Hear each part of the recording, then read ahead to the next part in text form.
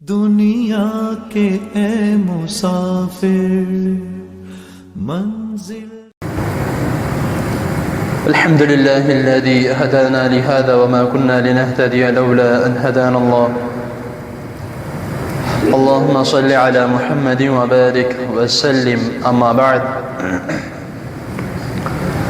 أعوذ بالله السميع العليم من الشيطان الرجيم من همزه ونفسه ونفثه. ومن يعمل من الصالحات من ذكر أو أنثى وهو مؤمن فأولئك يدخلون الجنة ولا يظلمون نقيرا. صدق اللہ العظیم. حضرات محترم، آج کا جو ہمارا سبق ہے، معذرت کے ساتھ یہ کہنا پڑ رہا ہے کہ ہو سکتا ہے تھوڑا سا لمبا ہو جائے. اور آج جس طرح باقی دنوں میں نماز ادا کرنے کا مسنون طریقہ جو سکھایا جا رہا ہے اس کے متعلق بات نہیں ہوگی. آج اگر بات ہوگی آج کے مسلمان کی 1444 سال پہلے جو مسلمان تھے ان کے متعلق. سب سے پہلے تو میں بات کرتا ہوں کہ آج سے 1444 سال پہلے جو مسلمان تھے وہ کس طرح کے تھے. آپ سب جانتے ہیں کوئی بھی ایسا واقعہ، کوئی بھی ایسی بات ہے نہیں جس کے متعلق ہم نہ جانتے ہوں. نبی کریم صلی اللہ علیہ وسلم کا دور دیکھ لیں، حضرت ابو بکر رضی اللہ تعالی عنہ کا دور دیکھ لیں، حضرت عثمان غنی رضی اللہ تعالی عنہ کا دور دیکھ لیں، حضرت عمر رضی اللہ تعالی عنہ کا دور دیکھ لیں، حضرت علی مرتضیٰ رضی اللہ تعالی عنہ کا دور دیکھ لیں.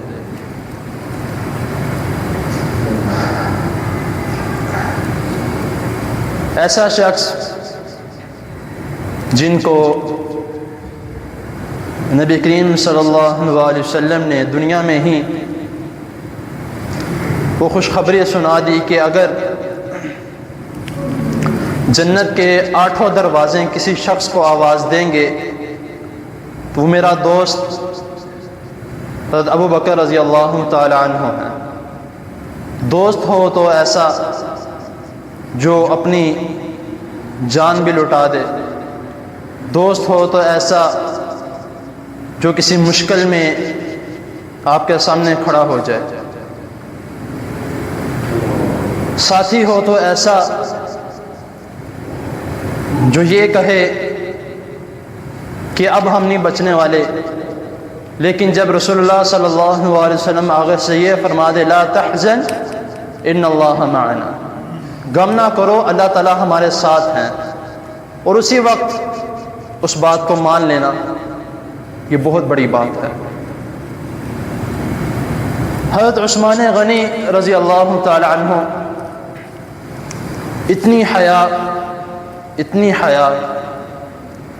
کہ جس کے متعلق بیان نہیں کیا جا سکتا. حضرت عمر رضی اللہ تعالی عنہ کا رعب، اتنا رعب کہ رسول اللہ صلی اللہ علیہ وسلم فرما رہے ہیں کہ جس جگہ سے، جس گلی سے حضرت عمر رضی اللہ تعالی عنہ گزر جائیں شیطان بھی اپنا راستہ چھوڑ دیتا ہے.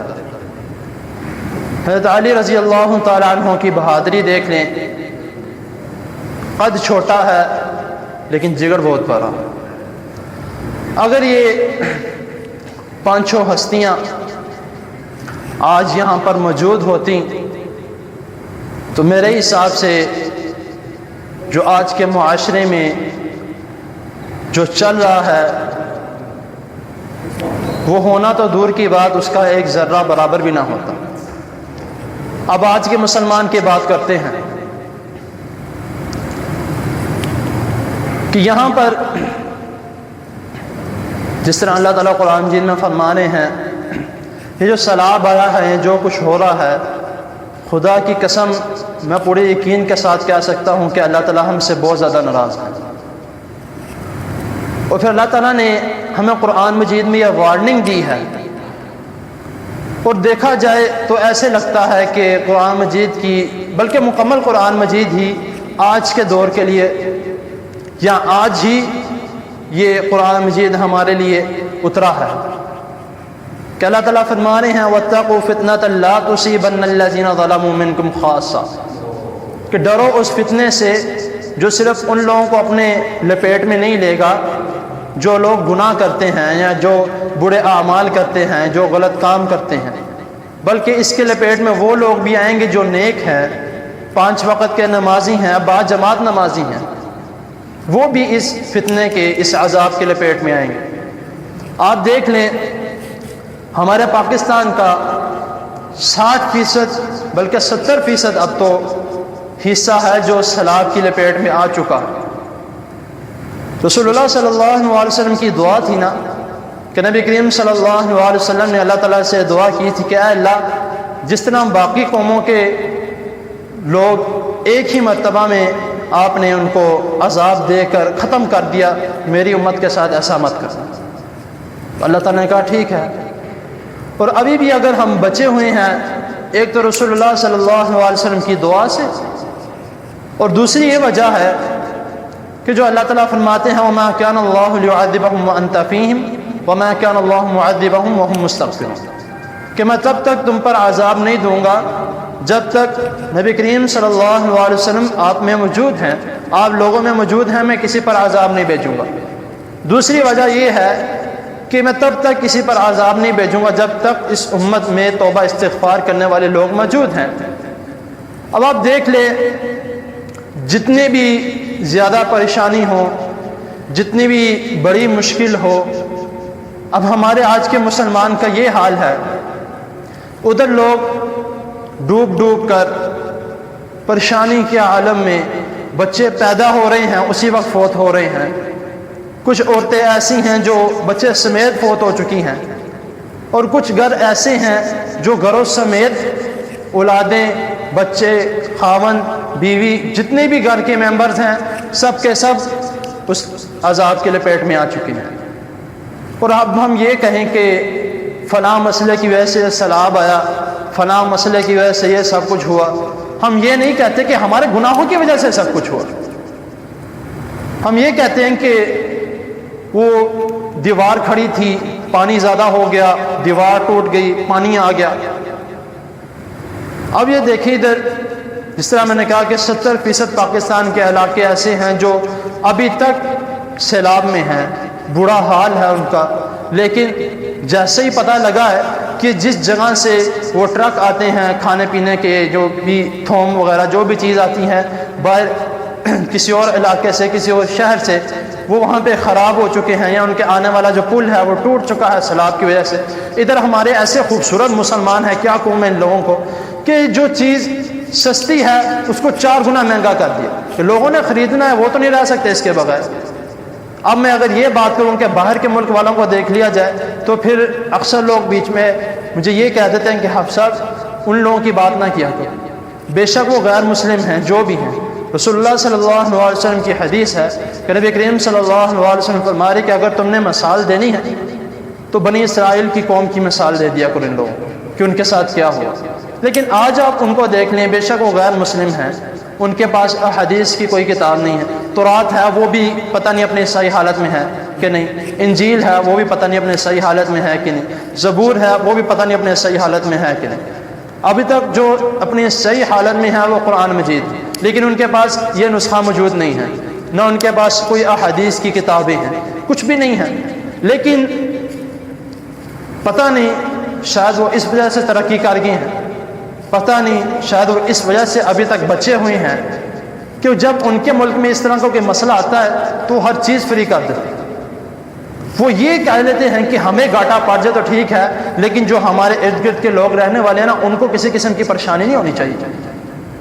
اب یہاں پر آپ دیکھ لیں کہ پیاز 100 روپے کلو ہے، تو اب وہ 300 روپے 400 روپے کلو ہو گیا۔ کئی جگہ ایسی ہیں جہاں پر جو ٹماٹر وغیرہ ہیں وہ انہوں نے بند کر دیے ہیں، یعنی کہ وہاں پہ وہ لے کے نہیں کہتے بھائی ہمارے پاس ختم ہو گئے ہیں، ہمارے پاس پیچھے سٹاک بھی نہیں ہے، جھوٹ بولتے ہیں۔ ایسا نہیں ہو سکتا کہ کسی بندے نے اپنے پیچھے سٹاک بھی نہ جمع کیا۔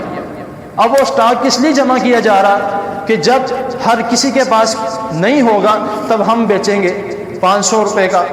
600 روپے کا، 1000 روپے کا کلو بیچیں گے، ہمیں منافع ہوگا۔ اب جو یہ مصنوعی گھر جس کو ہم ٹینٹ کہتے ہیں،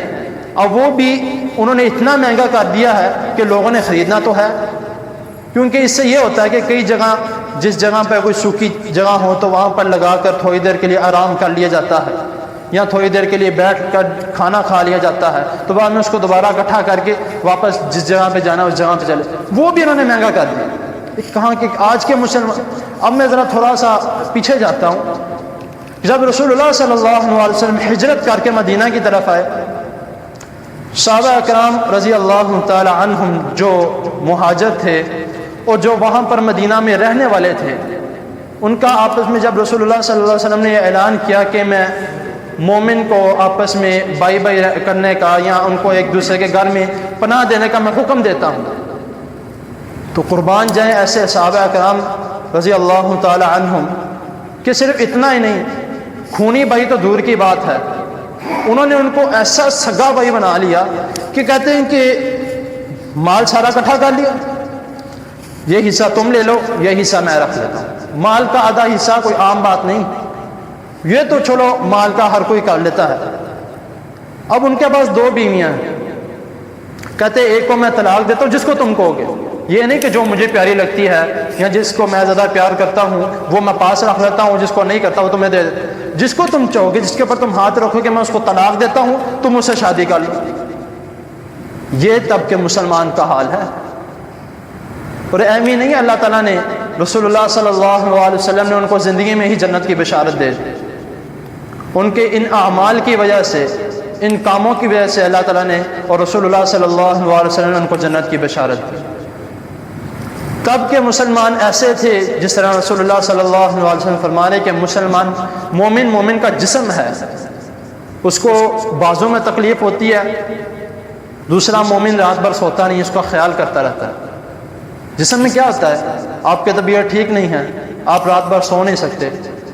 آپ کی ایک بازو میں درد ہو رہی ہے، آپ کا سارا جسم آوازدار رہتا ہے، تو اس وقت کے مومن تھے، آج کے مومن نہیں ہیں۔ آج کا میں یہ کہوں گا، اگر کوئی مجھے کچھ کہتا ہے تو ٹھیک ہے، کہ آج کے مسلمان نہیں ہیں، نام کے مسلمان۔ میں یہ نہیں کہہ رہا کہ مسلمان ہی نہیں ہیں، نعوذ باللہ، اللہ تعالیٰ نہ کرے ایسا ہو کہ مسلمان تو ہے لیکن مسلمان صرف اور صرف ایک نام رہ چکا ہے۔ آج کا مومن کس کو کہتے ہیں؟ جو اللہ کی مانتا ہے، اللہ کے احکامات پر عمل کرتا ہے، جو رسول اللہ صلی اللہ علیہ وسلم نے حکم دیا اس پہ اٹل ہو جاتا ہے۔ تو اگر ہم نے واقعی مومن بن کے رہنا ہے، واقعی مسلمان بن کے رہنا ہے، تو پھر یہ ہمیں سوچنے والی بات۔ اس کے بعد جس طرح آخری بات کر کے بات کو مکمل کرتا ہوں کہ جس طرح تنظیمیں بنی ہوئی ہیں، جس طرح دادا جان نے شروع میں بات کی، اللہ تعالیٰ ان کو لمبی صحت والی ایمان والی زندگی دیں، کہ جو تنظیمیں بنی ہوئی ہیں ان میں سے کون صحیح ہے کون غلط ہے ہم نہیں جانتے، لیکن میں ایک بات دعوے سے کہہ سکتا ہوں، جو یہ کہتا ہے نا آپ کو کہ پیسے دے دو، وہ غلط ہے۔ اب میرے ساتھ رات کو ایک واقعہ ہوا کہ ایک شخص، میں رات کو مارکیٹ گیا تو میرے پاس آیا، وہ کہتا ہے کہ اس طرح ہم یہ تنظیم چلا رہے ہیں، تو جو آپ میں سے دینا چاہتا ہے وہ ہم جو آپ میں سے دے رہا ہے تو ہم ان تک پہنچائیں گے انشاءاللہ تعالی۔ اب میں نے اس کو کہا کہ چلو آیا جو ہے میرے پاس پیسے لینے کے لیے، جو بھی دل میں ایک انسان کے ادھر پہنچ تو نہیں سکتا، لیکن جس کا ایک جذبہ ہے کہ واقعی ایک مسلمان کی مدد کرنی چاہیے، واقعی وہ پھنسے ہوئے ہیں آج کے حالات میں، بہت سے ایسے لوگ جس طرح میں نے کہا کہ فائدہ اٹھا رہے ہیں چیز مہنگی کر کے، تو یہ لوگ بھی کچھ ایسی ہیں جو واقعی پیسے لے کر یا جو بھی لے کر وہ فائدہ اٹھا رہے ہیں، ہو سکتا ہے انہوں نے نہ پہنچانا ہو یا جو بھی۔ خیر میں نے اسے کہا کہ نا اتنے پیسے لکھ دو تو میں دے دیتا ہوں، لیکن وہ اب اس نے وہ جو چارٹ جو بھی اس نے پکڑا ہوا تھا جس کے پر وہ لوگوں کے نام لکھ رہا تھا یا جتنی وہ اماؤنٹ دے رہے تھے وہ لکھ رہا تھا، تو اس نے جو میں نے رقم لی تھی نا اس نے اس کو تھوڑا سا بڑھا دیا کہ اگر آپ اتنی دے دیتے ہو تو وہ لوگ آپ کو دعائیں دیں گے۔ تو اب سمجھ نہیں آ رہی کہ ایک بندے نے جتنا بھی امیر ہو، جب اس نے اپنی ایک رقم لکھ دی ہے کہ میں اتنا دے دیتا ہوں، تو جان بوجھ کر خود بخود اس کو رقم کو زیادہ کر دینا ہے. جو بھی کرنا ہو سکتا ہے اس نے میرے سامنے جتنی کی ہو، بعد میں جا کے اس نے اس سے بھی زیادہ کر دی ہو، یا اس کو دوبارہ کم کر دیا ہو کہ اس نے فلاں بندے نے اتنا دیا تھا تو بعد میں کم کر دیا تو اتنا دے دیا. وہ ہو سکتا ہے اس نے جتنا میرے سے لیا آدھا اس نے اپنی جیب میں رکھ لیا. لیکن جو تنظیمیں یا جو بھی جس طرح کہا کہ جو فوج ہے، پاک فوج، جس طرح انہوں نے کہا کہ ہمیں پیسوں کی ضرورت نہیں ہے، ہمیں کپڑا وغیرہ دو، یا جو ہم ان کو جا کے دے سکیں، کھانا پینے کے لیے سامان دو، پینے کے لیے پانی دو، جو ان کو زیادہ ضرورت ہے، ان کو پیسوں کی ضرورت نہیں، وہ کہاں سے خریدیں گے؟ ان کے وہاں پہ کوئی دکان بچی ہے؟ کچھ بھی نہیں بچا. ان کو کھانے کی ضرورت ہے، کپڑے پہننے کی، جو ان کا سب کچھ پانی میں ڈوب چکا ہے اس کی ضرورت ہے. پیسوں کی تو ان کو ضرورت ہی نہیں ہے، نہ وہ پیسے مانگ رہے ہیں. تو جو تنظیمیں جو میرے سامنے جن کا ابھی تک میں نے سنا، ایک تیسری یہ ہوگی جو پاک فوج علی، تو الہدا انٹرنیشنل جو سول لائن میں ہے، مین برانچ جو ہے، انہوں نے بھی اسی طرح کیا کہ ہمیں پیسے نہیں چاہیے، ہمیں کپڑے چاہیے، میٹرس چاہیے، یا اس طرح کوئی بستر وغیرہ چاہیے تاکہ ہم ان کو جا کے دے سکیں. اس کے بعد جو ایک تیسری جس کے بارے میں نے سنا، وہ ججا صاحب جو ادھر ہمارے نمازی بھی ہیں اور ٹیلنٹ سائنس اسکول کے ڈائریکٹر بھی ہیں اور ہمارے ماشاءاللہ محلے دار بھی ہیں. تو ان کے متعلق جو میں نے سنا کہ وہ بھی ماشاءاللہ جو ان کا سیٹلا ٹاؤن میں جو برانچ ہے اسکالر کالج میں، وہ بھی ادھر یہ تنظیم چلا رہے ہیں کہ جو آتا ہے آ کے وہ سامان وغیرہ دیتا ہے، وہ بھی اسی طرح کہ کھانے پینے کی چیز دو، یا پہننے کی چیز دو، یا بستر وغیرہ اس طرح کی چیز دو، پیسے وغیرہ کی ضرورت نہیں ہے.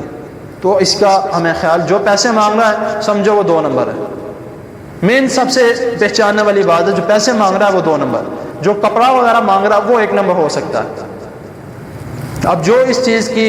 نگرانی کر رہے ہیں وہ ساتھ جا رہے ہیں کہ ہم ساتھ جائیں گے. جس طرح میں نے کہا کہ الہدا انٹرنیشنل والے جو ہیں، ان کے جو وہاں کی جو ایک باجی ہیں جو وہاں کے بچیوں کو پڑھاتی ہیں، وہ ساتھ جا رہی ہیں کہ میں ساتھ جاؤں گی، جا کے میں خود اپنے بچوں کو ہاتھوں سے دوں گی، جو خود میں دینا ہے وہ اپنے ہاتھوں سے دوں گی، آپ لوگوں کو نہیں اکیلے کو بھیج دیں. ہو سکتا ہے کسی کا بھی ایمان بگڑ جائے.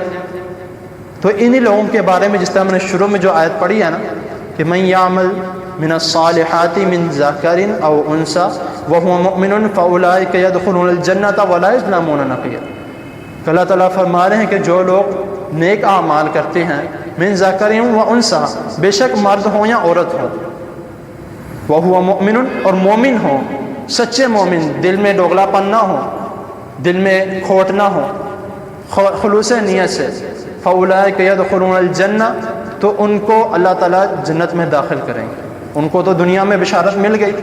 کیونکہ ان کا یہ نیک اعمال سب کچھ، ان کا سب جو گناہ ہے ان کو ختم کر دے.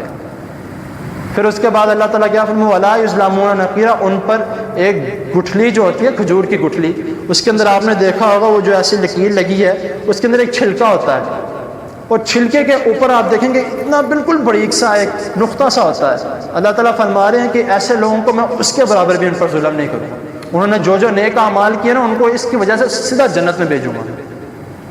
اب جو لوگ جس طرح میں نے کہا کہ 2 نمبر تنظیمیں ہیں، یا اللہ تعالیٰ معاف کرے جو لوگ مدد تو کر رہے ہیں لیکن صرف اور صرف نام کمانے کے لیے،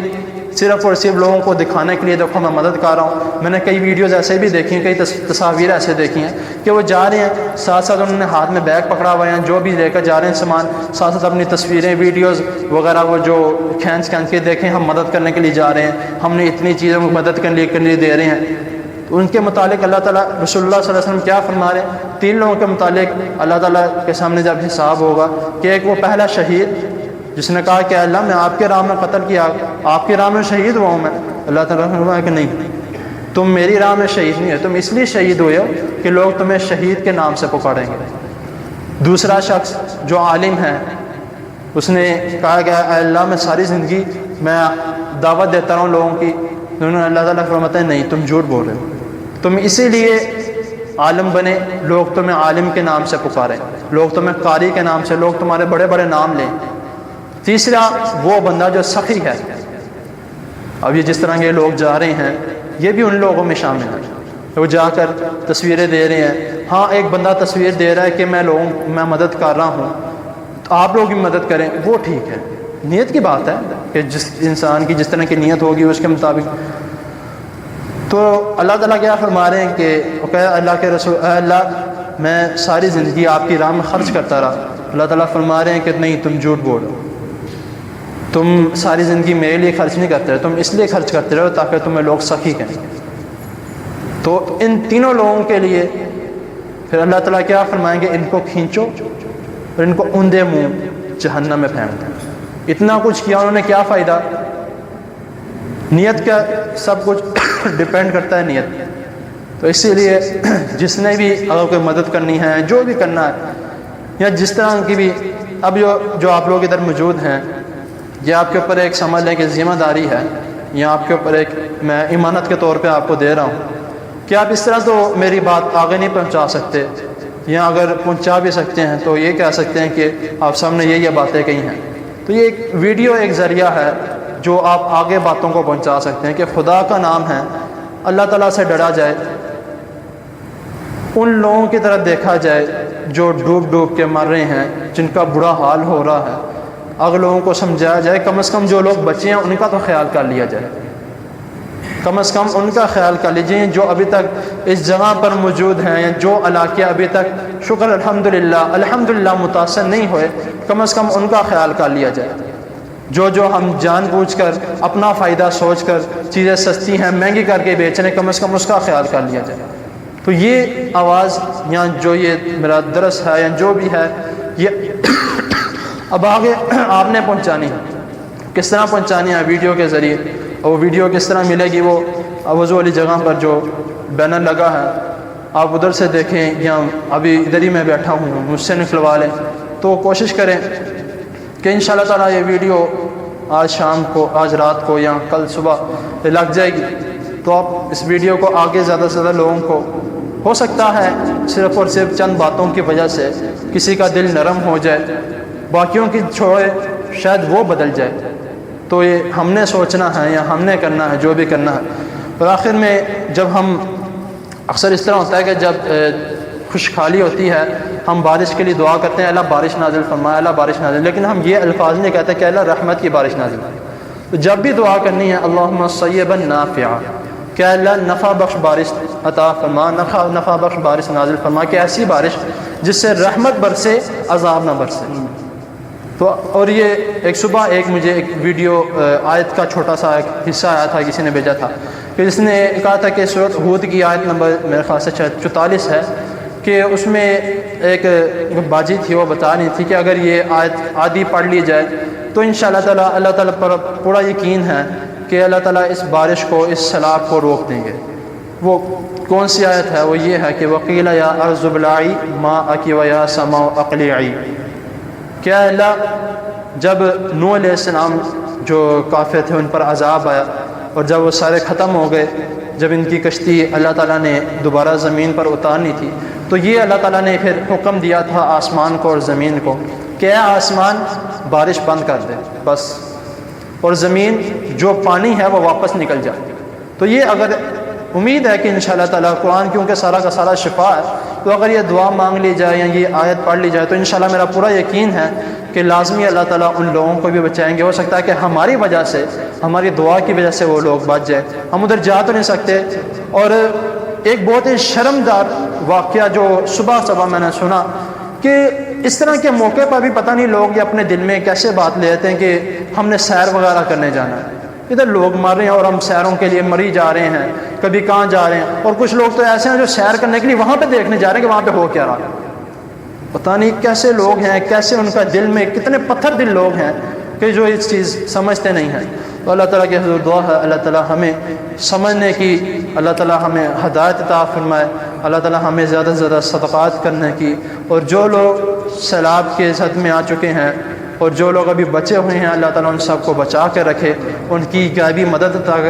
مدد کرے، اور جو فوت ہو چکے ہیں ان کے لیے اللہ تعالیٰ کا حکم ہے کہ وہ شہید ہیں انشاءاللہ تعالیٰ، اور ان کو شہید کا رتبہ ملے گا اور انشاءاللہ تعالیٰ وہ جنت میں ہوں گے انشاءاللہ تعالیٰ۔ تو اللہ تعالیٰ کی حضور دعا ہے اللہ تعالیٰ ہمیں جو سنا ہے اس کو سمجھنے کی اور اس پر عمل کرنے کی توفیق عطا فرمائے۔ جزاکم اللہ۔